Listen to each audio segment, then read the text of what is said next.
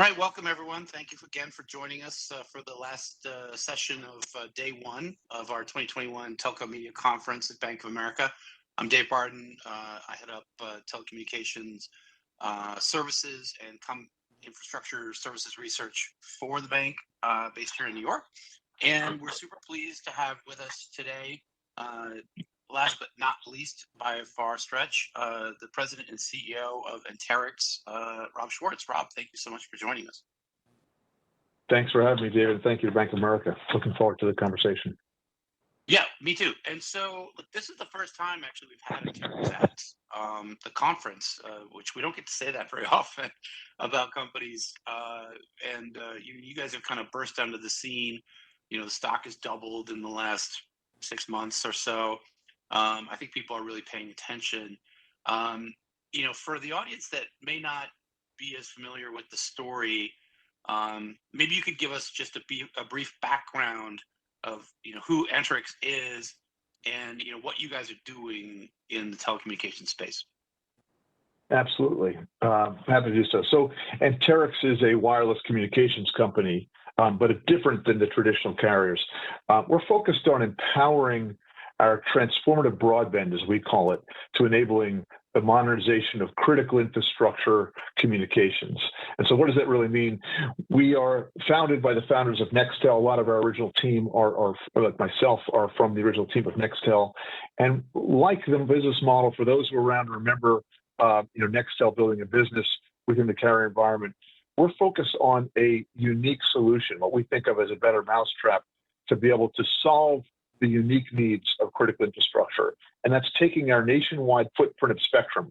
We own 900 megahertz spectrum across the nation. We've gone through a regulatory process at the FCC and gotten a rulemaking last May that allows us to use this spectrum for broadband. And specifically, we're applying it to solve the vertical needs of utilities and other tangential critical infrastructure to allow them to build private communications networks, private LTE networks, to solve their unique needs. And so we've already started commercializing that spectrum. We've announced our first couple of customers over the past month that I'm sure we'll talk about. And our model is unique in that we lease that spectrum to utilities, long-term leases, typically 20 plus years. And then we work with these utilities to help them build up and stand up their own private networks, which the way they've historically solved their communications needs, unlike a lot of other industrial users, is leveraging private communications, but they haven't had broadband spectrum to enable them to capture all of the value that we capture out of having broadband in our pockets on our phones and what other industries use. But there's a number of unique needs that these customers have, and we're focused on helping solve that. So thanks for that intro. So I got a lot of questions on this. So the first is your kind of core asset is this 2x3 megahertz, 900 megahertz band spectrum. And when you say broadband, what you mean is you're taking these narrowband slivers of spectrum inside that band and aggregating them together into this 2x3 aggregated capability, and then deploying that for a private LTE network. Is 2x3 megahertz truly broadband in the world that we live in? Sure.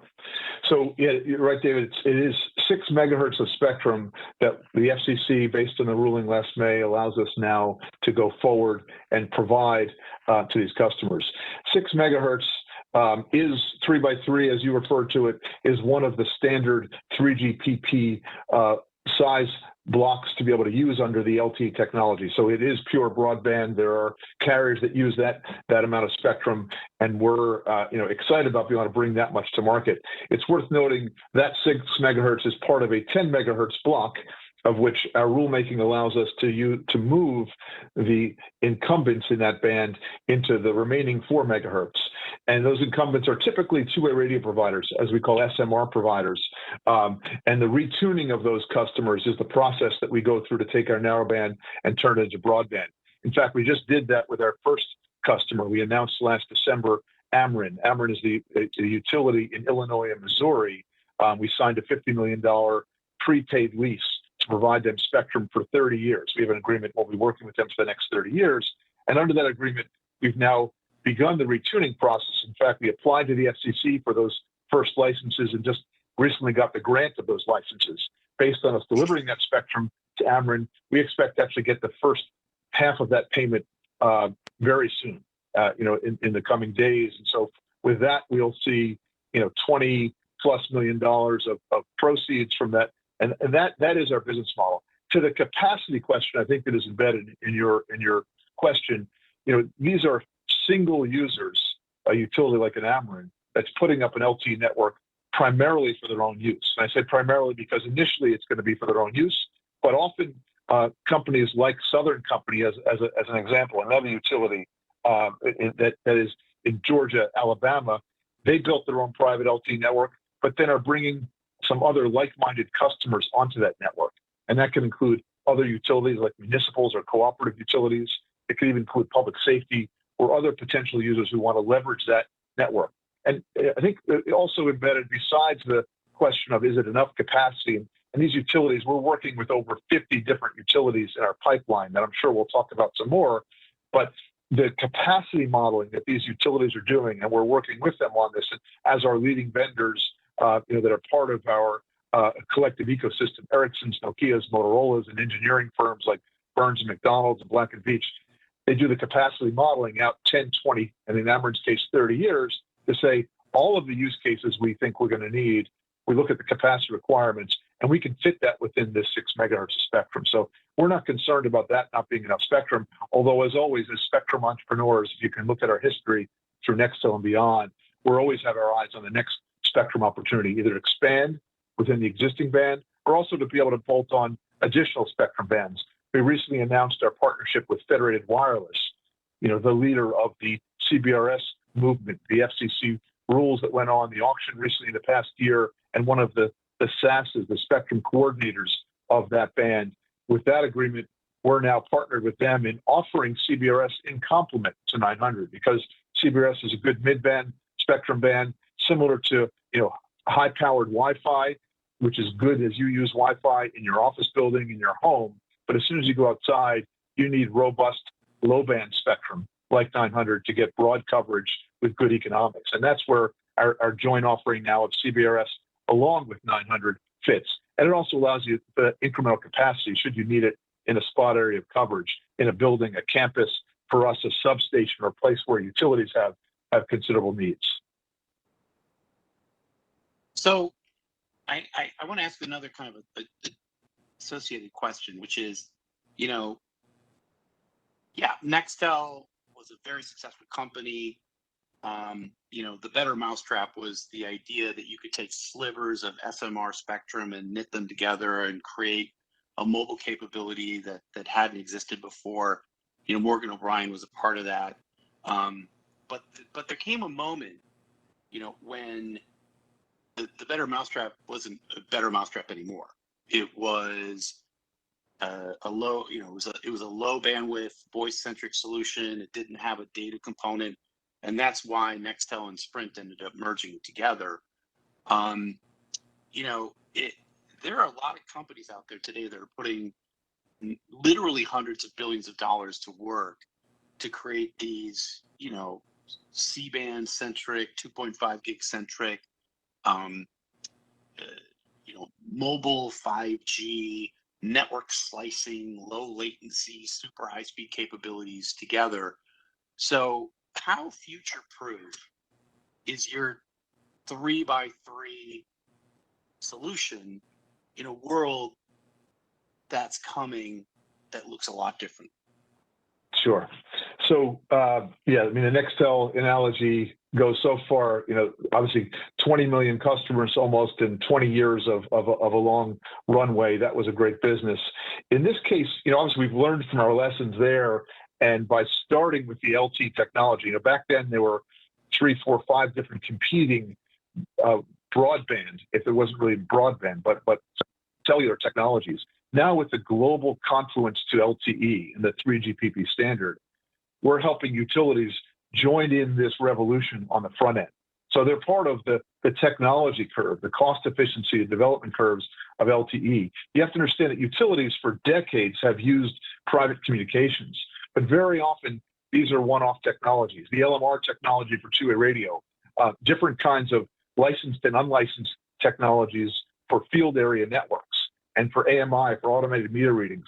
So when we went into Ameren, as an example, they had 18 different wireless systems operating under their umbrella in order to achieve, the plethora of applications they had. These are all private networks, but they were networks that were often on technologies that were getting closer to obsolescence. And so by bringing these together under the LTE umbrella, you have to understand the way LTE is built is that it integrates. It's interoperable with other LTE users. Now, what's important here is we're not talking. Ameren is a big utility, but their footprint as a service territory is relatively small as a wireless footprint.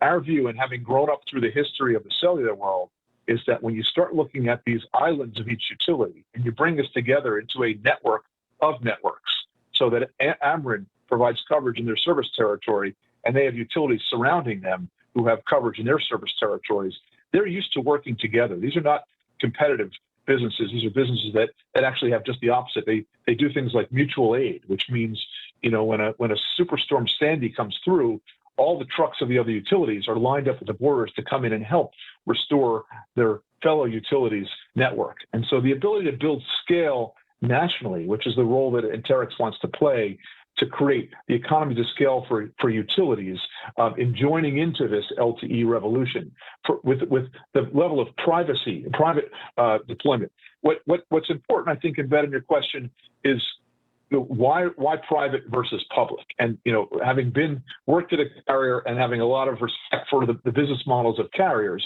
there are certain customers that can do better to solve their needs with private networks.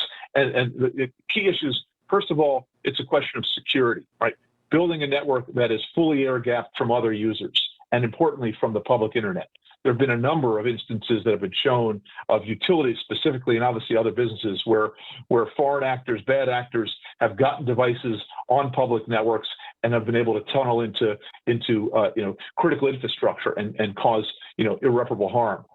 This case, being separate, as defined by the Department of Homeland Security, by several federal reports, is clearly the first step in creating that level of cybersecurity required by these critical infrastructure entities that are that are being targeted. I mean, there's no doubt about it based on the incidents. The second is about coverage. Utilities build networks to cover their assets, not the population. They need to get to the people and the homes, but also they build transmission lines across unpopulated areas and put substations and nuclear facilities in places, importantly, where there aren't people. And those are the places they need to get coverage to and capacity. And the commercial networks don't necessarily provide that in the way they build them out as well. Then you get to the idea of capacity prioritization, right? Who's going to be the prioritized user in the time of need? When a storm comes and networks are knocked down, which cell site's going to get restored first? The one in an urban location where the most carrier customers are there, or the one in the remote location where the most important asset of the utility is? That's what's driven utilities in history to build their own communications networks, because they realize, and all of this is from significant experiences. Every utility I've been into, talking to CEOs, talking to senior leaders, they all have a very specific example of, there was this time when I needed this and our site wasn't restored fast enough. But when they have their own networks, their trucks roll, they restore the systems exactly how they need them and where they need them. And they build them to a level of resiliency, meaning how fast they bounce back from problems, and how reliable they are in the time of storms that are coming through, floods that are happening. And obviously we have an increasing number of key incidents. And so utilities like Ameren and Southern Company and San Diego Gas and Electric, who's another one of our customers, are building these networks to what they say are to utility grade. They're building in redundancy of power sources, of fiber coming into their sites to be able to have redundancy of communication. So they build it the way they want it for the needs that they have. And so while carriers have a great model and absolutely will continue to have great enterprise businesses, these private utilities, these utilities with private communications needs are very distinct, and they like to have a level of control of those assets so that it provides them exactly the kind of service that they require, especially in times of need. So I think that you guys have been kind of pioneers in this idea of the private network, and you've been laser focused on the electric utility industry. And I think if people don't know, it's a large part because the capital investment in this can be added to the rate base, and they can generate a return on the money they invest here. So not only does it make the business safer, more secure, and better, but it actually generates a return.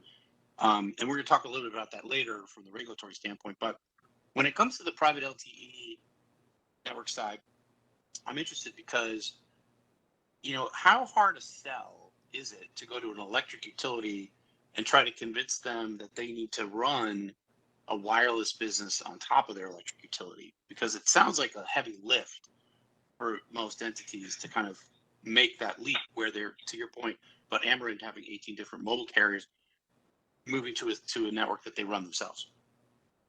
Yeah, I think you just kind of have to look out the window and see the network that utilities already run. I mean, they're in the infrastructure business, in the capital investment business, and you're right, Dave. They do have a model that says they put together a rate case. They take that rate case to their state regulators, and with the approval, they're allowed to invest that money for a fixed rate of return. And so they do have an economic incentive to invest prudent capital to enhance their model. So, but they have fleets of vehicles and poles and infrastructure that they utilize for their own benefit. And embedded in that network historically is communications, right? Again, this is not a new idea to run private communications that we're having to go into a customer and saying, you need to be in the telecommunications business. They're already in the telecommunications business. They run numerous existing communication systems. As I mentioned, Ameren, they pull fiber along their infrastructure. They have towers. They lease space to carriers on their poles and on their as attachments. And so they're pretty familiar with the complexity. Now, what we've done as part of the Anterix solution is try to simplify that step forward from the private networks they run today, which includes two-way radio SMR systems and SCADA, as I mentioned, and AMI systems, and the transition from there into broadband. We've tried to make that solution as turnkey as possible. And one of the key ways we've done that is by bringing together what we call the Anterix Active Ecosystem Program. That program has brought together now over 50 different leading vendors, GEs and Cisco's and Motorola's and Ericsson's and Qualcomm, Burns and McDonald, all these leading companies that utilities know well that are focused on building this solution set for the utilities. And it's important. It's a solution. They're not buying spectrum. They're not buying endpoints or equipment. They're buying a way to create outcomes. And an example of that, I mentioned San Diego Gas and Electric, right, our second customer that we announced earlier this year.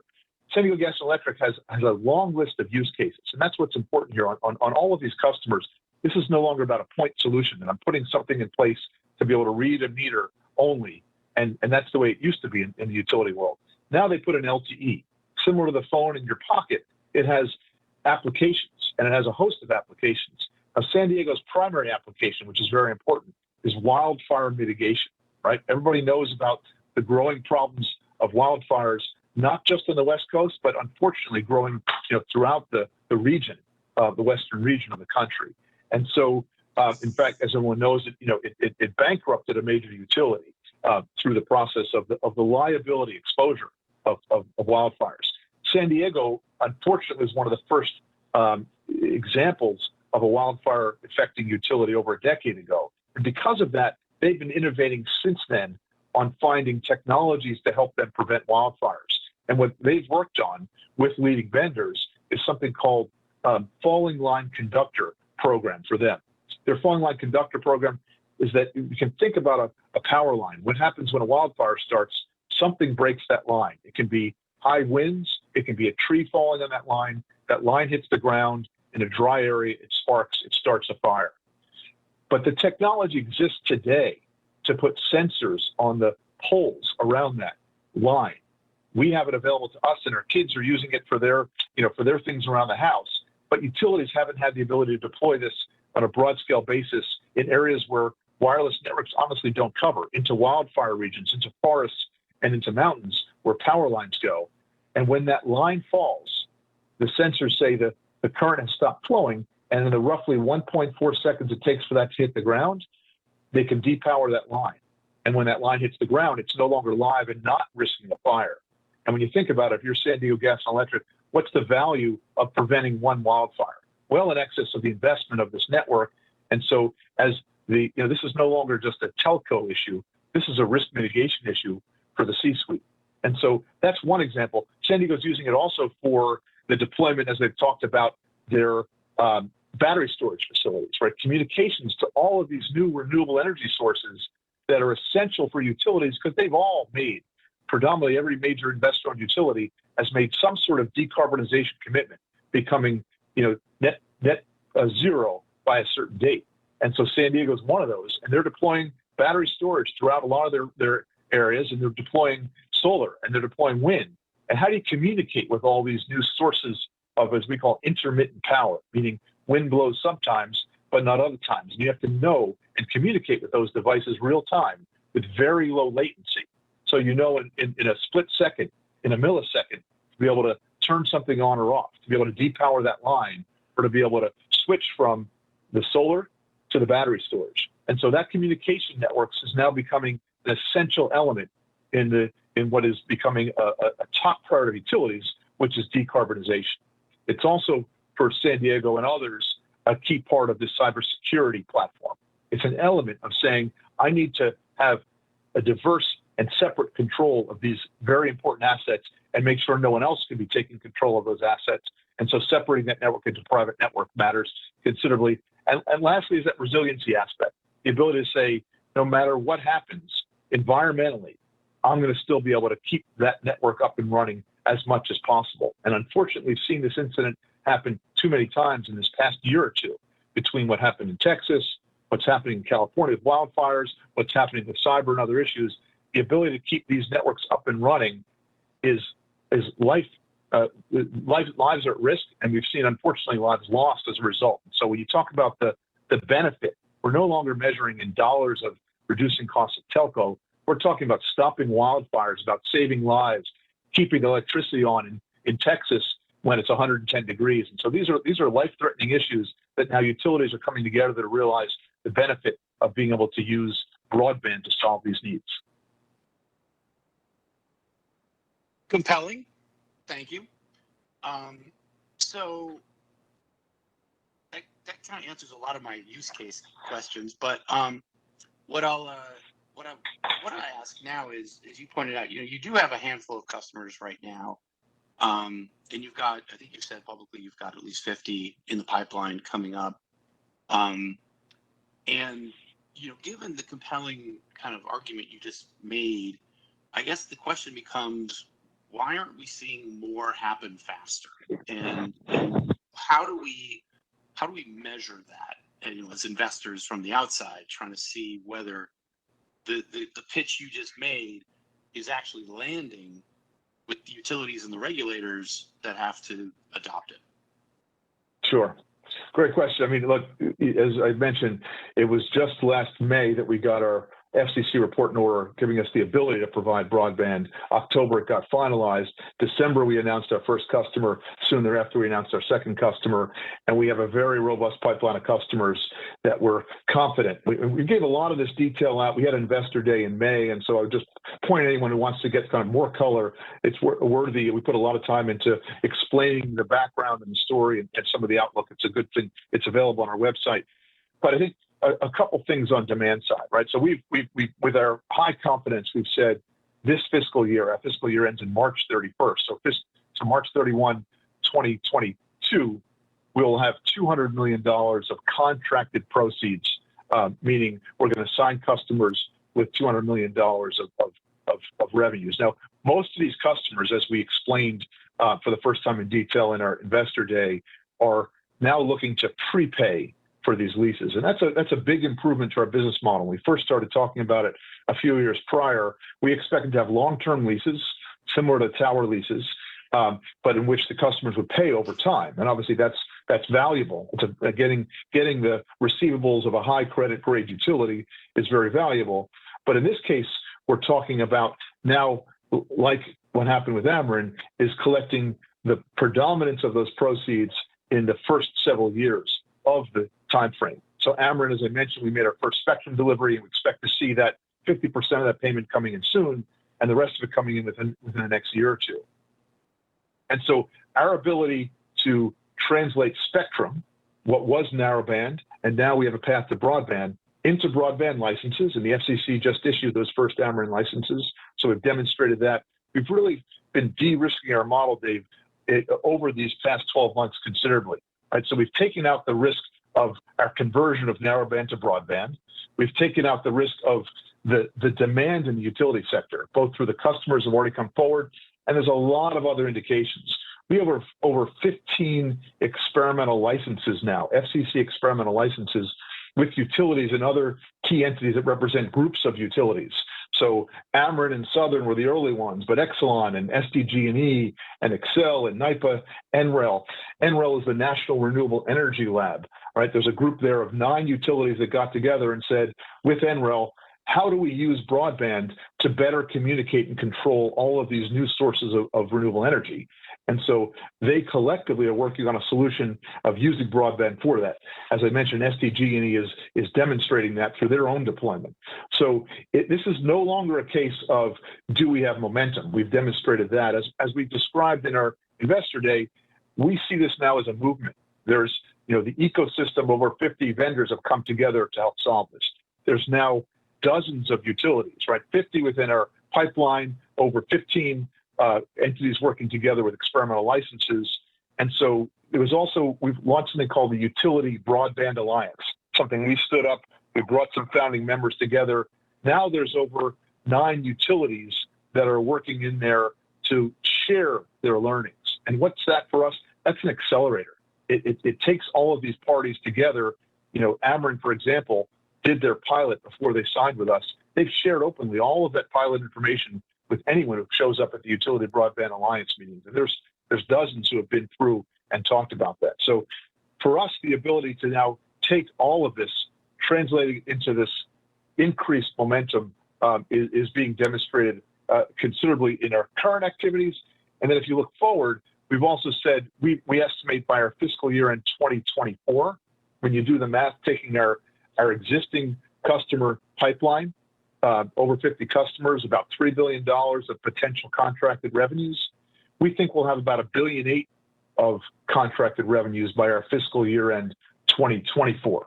So that's saying taking a portion of our existing customers in the pipeline, not even counting new customers that will come in there, but there's the vast majority of the utility audience already talking to us about the ways they can use 900 megahertz broadband to solve all of these valuable problems. And so we're confident we're going to be able to translate that into these contracted proceeds, which at the end of the day, based on this improved model of prepayment, translates into cash flow.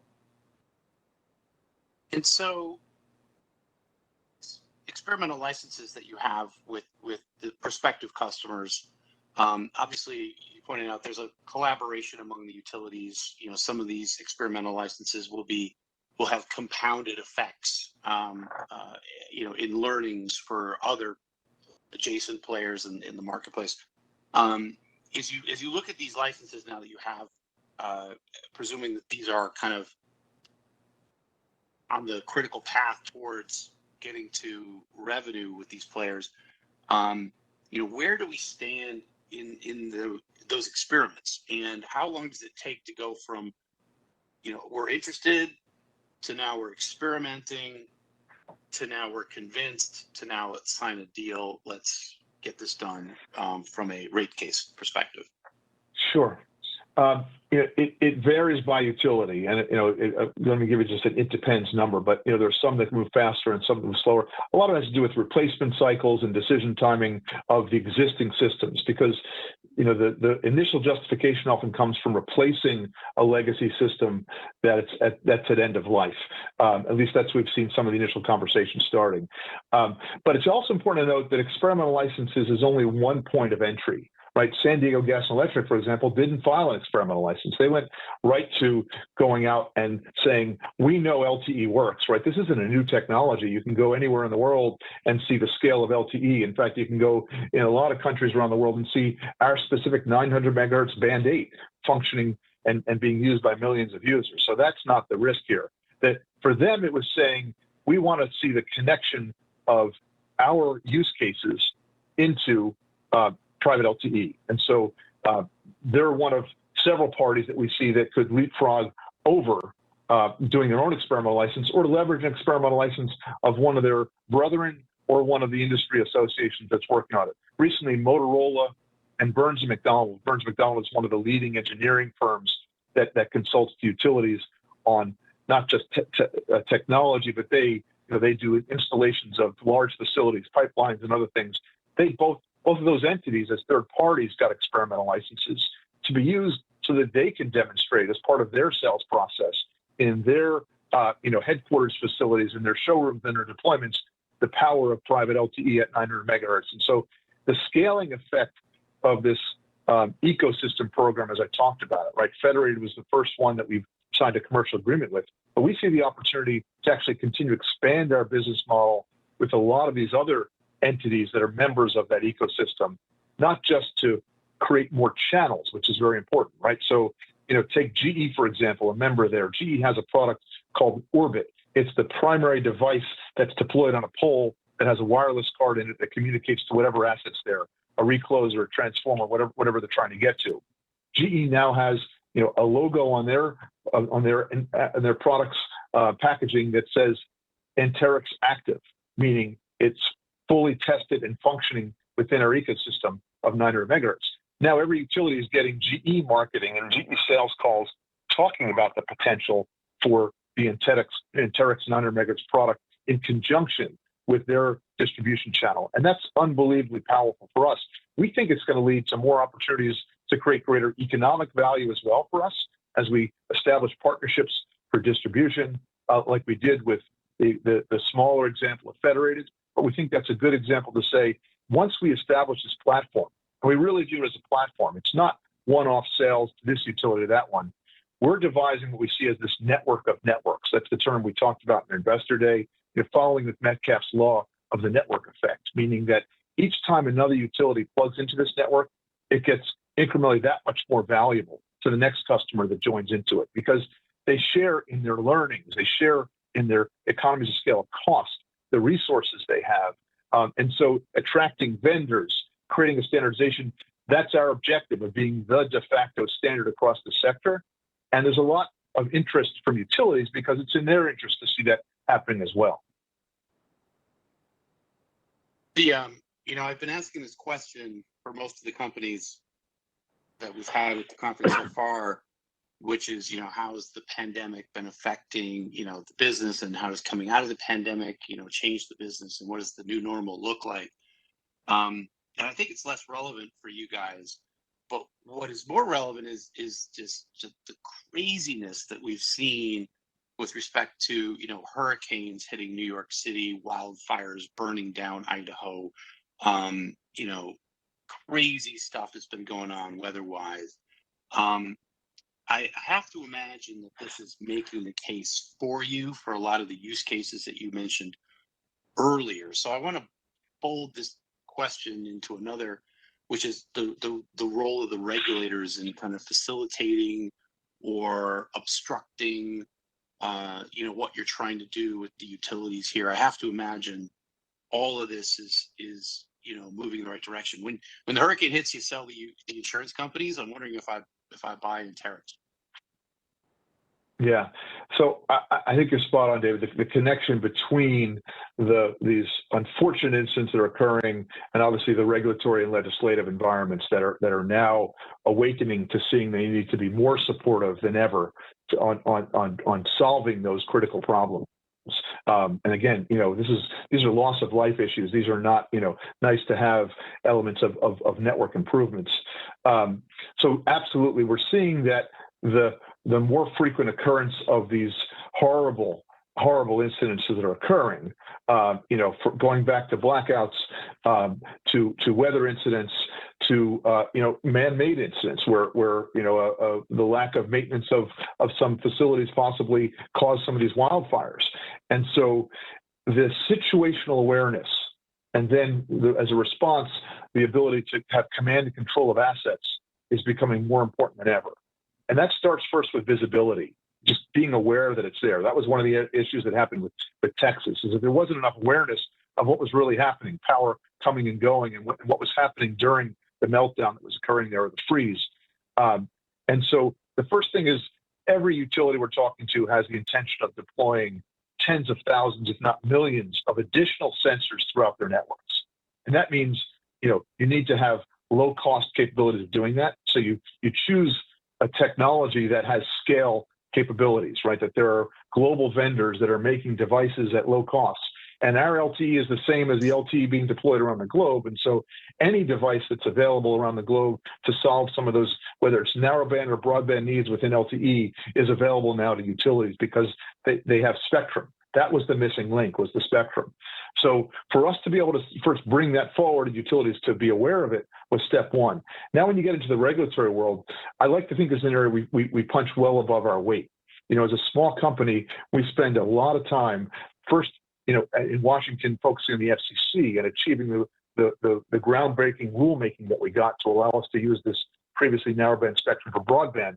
Now we're refocusing that expertise onto Capitol Hill and really making the case both to the state regulators, which are essential for awareness and approval of these rate cases, but now getting into all the federal legislation that's occurring about investing in our infrastructure, and specifically our utility power infrastructure, given the incidents that are the confluence of the incidents are happening while those discussions are going on. And so we've worked very hard with Gridwise Alliance, one of the key industry associations that's leading this charge on Capitol Hill, to be certain that within the Senate bill on infrastructure, that there's specific language that can allow funds to flow to help utilities invest specifically in private broadband networks. And so we're very happy to see the awareness being raised, even just the awareness because of the discussions that are happening. And obviously from the White House on down to all of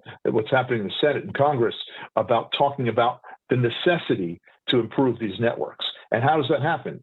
It starts with the communications layer, because if you don't have awareness about what's out there, the assets that are there that are working or not working, the power lines that are connected or broken, then you really can't do much of anything.